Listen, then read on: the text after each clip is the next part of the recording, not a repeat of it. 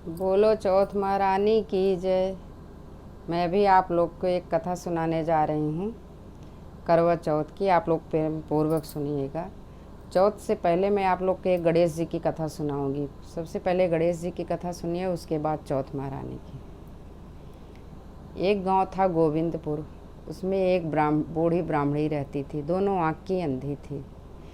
ब्राह्मणी गणेश जी की पूजा बड़े तन मन से करती थी। रोज़ सुबह उठ के नहाती थी, मंदिर जाती थी, पूजा करती थी। एक बार भगवान गणेश उससे बहुत प्रसन्न हुए और कहा कि माता जी जो मांगना है आप मांग लीजिए।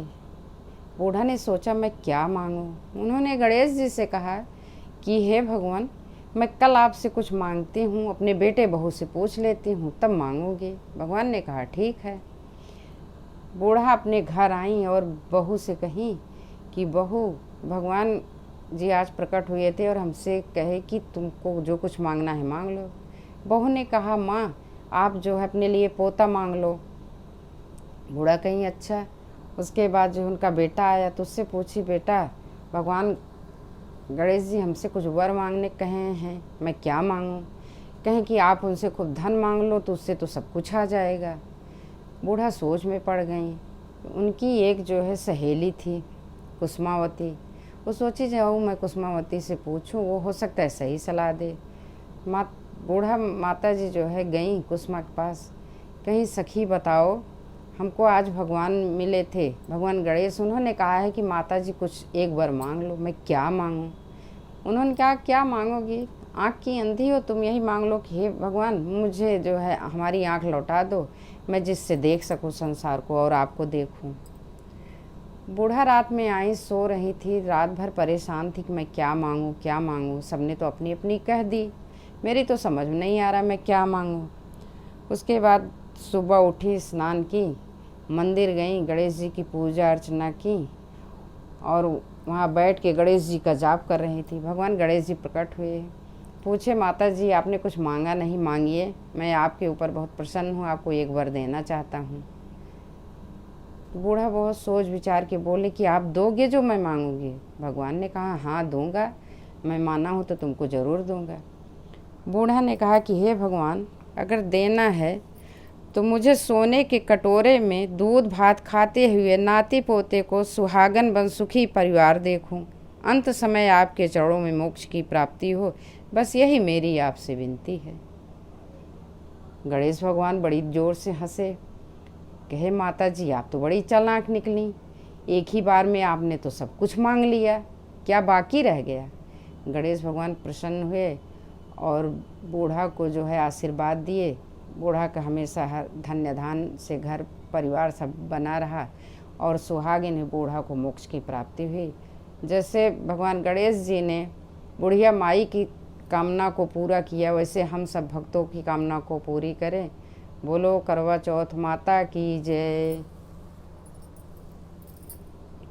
अब आपको मैं करवा चौथ माता की कथा सुना रही हूँ। एक गांव था हरिहरपुर। वहाँ एक किसान रहता था। किसान के 7 बेटे और 1 बेटी थी। किसान के 6 बेटे उसकी पसंद की शादी किए थे, लेकिन जो छोटा बेटा था वो परदेश में रहता था तो अपनी पसंद की शादी किया। जब वो अपनी बहू को लेके आए तो घर वाले उसको पसंद नहीं करते थे। किसान के बेटा भी अभी रहने लगा था हरिहरपुर गांव में ही। हमेशा जब किसान जो है अपने बेटों को लेके खेत में जाता, काम करता है, इधर उसकी जो और 6 बड़ी बहुएं थी, बड़ी चालाक किस्म की थी। वो छोटी बहू से घर का पूरा काम करवाती थी, ऊपर से अपने पैर भी दबवाएं। जब शाम होने लगे तो कहें कि अरे जाओ, तुम थक गई हो, सारे दिन काम किए हो, अब जब सब आएंगे तो हम लोग खिला पिला लेंगे। बहू चालाकी नहीं जानती थी जेठानियों को, चली जाती थी लेटने।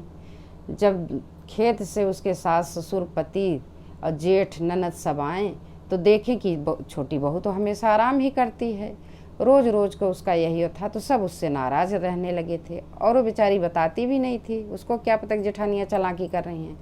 उसके पीठ पीछे सब कहती थी काम नहीं करती, सारा दिन सोती रहती है, हम ही 6 लोग काम करते हैं।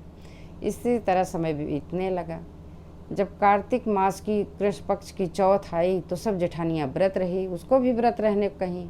उसको कुछ पता नहीं था, वो भी व्रत रही, जेठानियाँ भी व्रत रहीं। सारे दिन उससे सब काम करवाई, पूरा पकवान बनवाई, खाना पानी बनवा के कहीं अब जाओ तुम जो है पूजा की तैयारी करो, छोटी बहू को ही करना चाहिए, हम लोग जो है तब तक देख के आते हैं चाँद निकला है कि नहीं। छोटी बहू बेचारी पूजा की सब तैयारी करी और वहाँ जो है थाल सजाई, कुमकुम सब ले गई, करवा रखी सब जेठानियों का, अपना भी। तब तक जेठानियाँ दौड़ते हुए आई कहीं कि देखो चाँद निकल आया, चाँद निकल आया।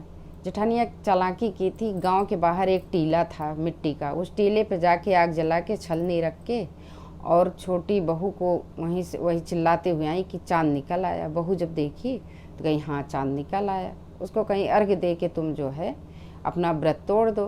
बहू ने कहा आप लोग भी चलिए दीदी। सब कहीं नहीं, अभी ये तुम्हारा चाँद निकला है, हम लोग का नहीं निकला है। बहू सीधी सादी थी, वो बेचारी गई और अपना जो है चंद्रमा समझ के अर्घ्य दे के खाने बैठ गई। जब वो पहला निवाला मुंह में डालती है तब वहाँ खेत में सांप निकला और उसके पति को डस लिया। यहाँ जैसे वो दूसरा निवाला खाती है तब तक रोने पीटने की आवाज़ आई। दरवाजे जाती है, देखती है तो उसका पूरा परिवार, उसके जेठ, उसके सास ससुर और नंद उसके पति को लेके आ रहे हैं। वो भी रोने लगती है। अब जेठानियाँ कहती हैं कि सब इन्हीं के पापों के कारण है, हम लोगों ने इनको मना किया लेकिन ये जो है अपना व्रत अभी तोड़ दी, जब चाँद निकलता तब व्रत तोड़ना था।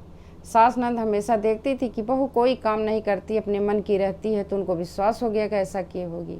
सास ने अपनी छोटी बहू को घर से निकाल दिया बेटे की लाश के साथ। बहू गई एक झोपड़ी बना के वही टीले पे रहने लगी और अपने पति की सेवा करने लगी।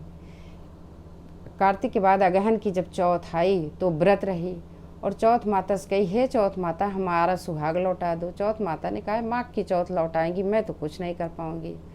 जब माघ का चौथ पड़ा तो माघ की चौथ माता ने कहा कि मैं तो जो है पुत्रवती होने का वरदान देती हूँ, मैं सुहाग का कैसे दे सकती हूँ।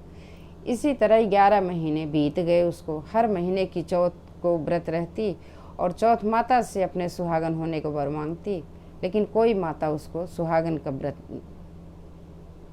का आशीर्वाद नहीं देती थी।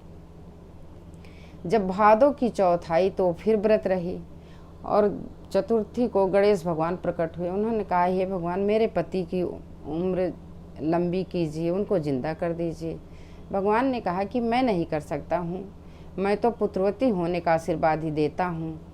ऐसा करो कि तुम जो है जब कार्तिक की कृष्ण पक्ष चौथ आएगी उसमें व्रत रहना, सबसे बड़ी चौथ माता वो हैं, वही तुम्हारी कामना को पूर्ण करेंगी। जब कार्तिक मास का कृष्ण पक्ष आया तो छोटी बहू ने व्रत किया। रात में सब पूजा की तैयारी की अच्छे से, चौथ माता को खूब मनाया, गणेश जी की पूजा की, माता पार्वती की पूजा की और बैठी रही। जब चाँद निकला तो वो कहानी बड़े प्रेम पूर्वक सुनी और उसके बाद जो है चाँद को देख के अर्घ्य दे के वो अपना व्रत तोड़ने चली। तब करवा चौथ माता प्रकट हो गई। उन्होंने कहा कि मांगो पुत्री, मैं तुम्हारे जो है पूजा से बहुत खुश प्रसन्न हुई हूँ। तुम इतने दिन हमारे इंतज़ार की हो, अपने पति को लेके बैठी रही हो। छोटी बहू ने कहा माता जी हमारा परिवार सुखी रहे और मेरा सुहाग अमर कर दीजिए। माता जी ने ऐसा ही किया, अपनी उंगली को चीरा लगाया, छोटी उंगली में चीरा लगाया और उसके पति के मुंह में अमृत डाल दिया। पति जिंदा हो गया। वो गणेश भगवान का जाप करते हुए उठ के बैठ गया। इधर जो है उसकी किसान की बेटी आई, जब जूठा कूठा देती, साल भर वही खाने को देती थी, जब वही लेके आई खाना, देख रही है कि भाई भौजाई जो है बैठ के भजन कीर्तन कर रहे हैं। भाभी जो है एकदम सुहागिन का सब कपड़े पहनी है, तो दौड़ी दौड़ी जाती है, कहती है माँ भैया तो जिंदा हो गया है।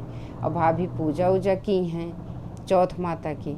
किसान की बीवी दौड़ी आती है, देखती है, फिर पूरे गाजे बाजे के साथ अपनी बहू को अपने घर लेके जाती है। जैसे चौथ माता ने उस किसान की बहू का सुहाग लौटाया, उसी वैसे ही सभी बहनों के सुहाग को अमर करें, यही मेरी चौथ माता से कामना है। बोलो चौथ माता की जय।